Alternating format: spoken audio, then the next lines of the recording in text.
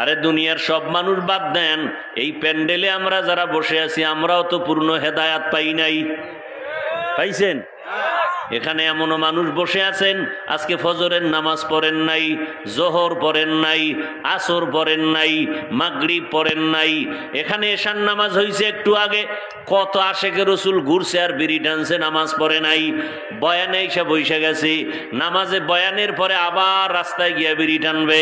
এরপরে বাসায় ঢুকলে নতুন ডিউটি মোবাইল, সারাটা রাত মোবাইলে জেনা করবে, জেনা, হাতের জেনা, চোখের জেনা, অন্তরের জেনা, জবানের জেনা করে করে রাত কাটায় দিবে। কখন 2টা বাজে খবর নাই, রাত কখন 3টা বাজে খবর নাই। ফজরের আজান হয়ে যায়, আজানের আগ মুহূর্তে এমন ঘুমের চাপ, মোবাইলটা পড়ে থাকে, সে ঘুমায় যায়। 10টা 11টা 12টা পর্যন্ত ঘুমায়। সারা রাত বান্দা জেনা করে করে কাটাইলো মোবাইলে। বুঝা গেল হেদায়েত পেয়েছে? বলেন।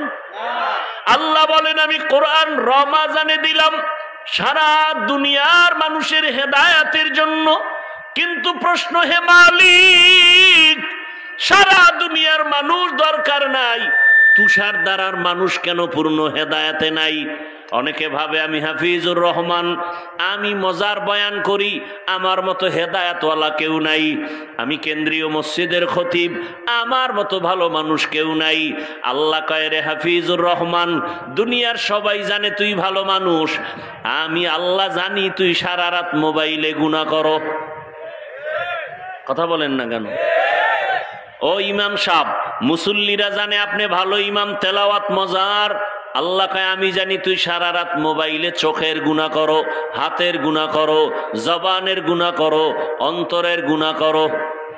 এই কারণেই আল্লাহ পাক বলেন রসুলের মাধ্যমে, রসুল বলেন হাদিসে পাকে, আবু হুরায়রা রাদিয়াল্লাহু আনহু থেকে হাদিস বর্ণিত, কিয়ামতের দিন সর্বপ্রথম 3 জন ব্যক্তি জাহান্নামে যাবে। কয়জন? সবার আগে 3 জন জাহান্নামে যাবে, সবার আগে। কেমন 3 জন? যেই 3 জনের ব্যাপারে দুনিয়ার বিবেকবানেরা বলে এরা বিনা হিসাবে জান্নাতি। যাগো বিবেক আছে এরা বলবে এই 3 জন এরা তো বিনা হিসাবে জান্নাতি। রসুল বলেন এরা সবার আগে জাহান্নামে যাবে। 3 জনের প্রথম যিনি হবেন তিনি হবেন ইসলামের জন্য যুদ্ধের ময়দানে কাফের বেঈমানের মোকাবেলায় গলা কেটে দিয়েছে শহীদ। আল্লাহ পাকে ডাকবেন, এই শহীদ, শহীদ শাহাদাত বরণ করছো, জামা কাপড়ে রক্ত লাগানো, কারণটা কি? বলে তোমার দিনকে উঁচু করার জন্য। আল্লাহ বলবে না, আমি দুনিয়ার সবাই জানে দিনের পতাকা উঁচু করার জন্য তুই যুদ্ধ করেছো, আমি আল্লাহ তোর ভিতরেরটা জানি। তুই যুদ্ধ করেছো, তুই বীর বাহাদুরের উপাধি পাওয়ার জন্য, এটা দুনিয়ায় পেয়েছো, আমার কাছে কিছু নাই।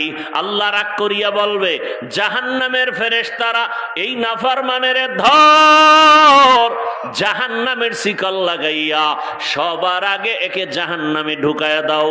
2 নম্বরে ডাকবে আমার মতো মাওলানা। সহিহ হাদিস আবু হুরায়রা থেকে বর্ণিত, আলেমকে ডাইকা বলবে, এই মাওলানা, তুই যে এলেম শিখছো, আলেম হয়েছো, কেন এলেম দিয়া কি করছো? আলেম আমি বলবো, আল্লাহ তোমার দেওয়া এলেম দিয়া মানুষের দাওয়াত দিয়েছি। এটা তো ভালো কথা, দুনিয়াওয়ালারাও তাই জানে, কিন্তু আমি তো তোর ভিতরের খবরটা পর্যন্ত জানি। তুই আলেম হইয়া মানুষের দাওয়াত দিছু, হাদিয়ায় উল্টা পাল্টা হলে মনে কষ্ট, নামটা যদি ছোট হয় মেজাজ গরম, আল্লামা না লেখলে মাথা গরম। 3-4 নম্বরে নাম আসছে, আমার নাম এত নিচে কেন, তা তো মাথা গরম করেছো।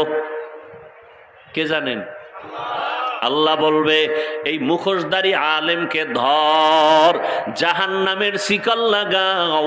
মানুষ জানে তুই বড় বক্তা, মানুষ জানে তুই বড় ইমাম, কিন্তু আমি আল্লাহ জানি তুই সারা রাত মোবাইল চালাইছো, স্ত্রীর হক আদায় করো নাই, সন্তানের হক আদায় করো নাই, ভাইয়ের হক আদায় করো নাই, মুসল্লিদের হক আদায় করো নাই, শিক্ষক হইয়া ছাত্রের হক আদায় করো নাই, বাবা হইয়া সন্তানের হক আদায় করো নাই, স্বামী হইয়া স্ত্রীর হক আদায় করো নাই। আল্লাহ বলবে কে জাহান্নামের শিকল লাগায় জাহান্নামে নাও।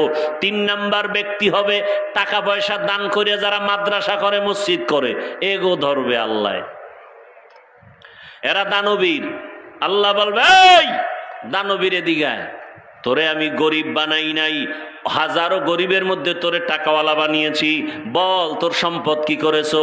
আল্লাহ তুমি জানো না, মাদ্রাসায় দিয়েছি, মসজিদে দিয়েছি, কালভার্ট বানিয়েছি, মানুষের কল্যাণে খরচ করেছি। আল্লাহ বলবে সব জানি, এটা তো দুনিয়াওয়ালারাও জানে, কিন্তু আমি আর একটু বেশি জানি, তোর ভিতরের খবর জানি। কি জানেন আল্লাহ? কয় তুই যে দান করছো 50,000, চায়ের দোকানে বয়ে চাপাবাজি করছো, মসজিদে 50 দিয়া বলছে মসজিদ তো আমি কইরা দিছি। এরকম চাপাবাজ আছে না নাই? মাদ্রাসায় দেয় 50,000, চাপাবাজি করে মাদ্রাসা তো আমি করছি। এরপরে আবার দান করার আগে বলে আমারে পোস্টারে প্রধান অতিথি দেওয়া লাগবে, আছে না নাই? হুজুরকে উপরে নাম দেওয়া লাগবে। এই দান করছে মানুষ, মারহাবা না বললে মেজাজ গরম।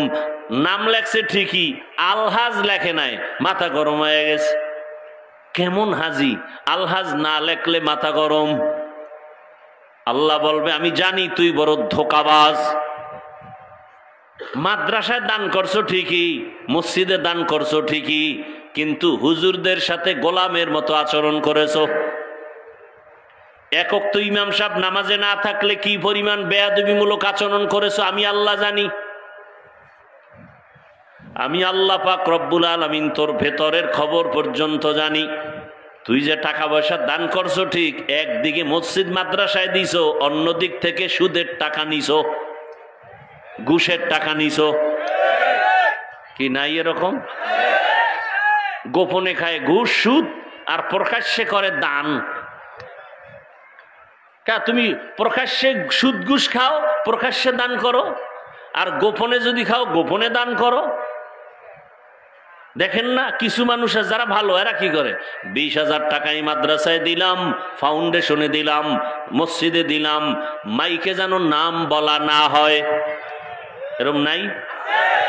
আবার কিছু মূর্খ পণ্ডিত আছে, এরা 5,000 2,000 দিয়া কয় মাইকে নাম বলতে বলিও, নাম যদি না বলে বলে টাকা ফিরায় দাও, আছে না? দেখবেন জুমার মসজিদে কিছু মানুষ থাকে অতি চালাক। আমি বলি অতি চালাকের আর এক নাম বেয়াদব। এরা দান করে না, এরা বয়ে বয়ে গুট গুট করে সমালোচনা করে। 5 ওয়াক্ত নামাজি কখনো বলে না ইমাম সাহেব বয়ান সাইরা তাড়াতাড়ি নামাজে দাঁড়ান। সাপ্তাহিক মুসল্লির চান্দি গরম, ও আইছে সবার শেষে, ইমাম সাহেব বয়ানটা বুঝাইতে গিয়া 5 মিনিট বেশি হয়ে গেছে, পুরা মসজিদ গরম বানায় ফেলছে। ইমাম সাহেব আপনারা যদি এরম করেন আমরা করবো কি? তো ইমাম সাহেব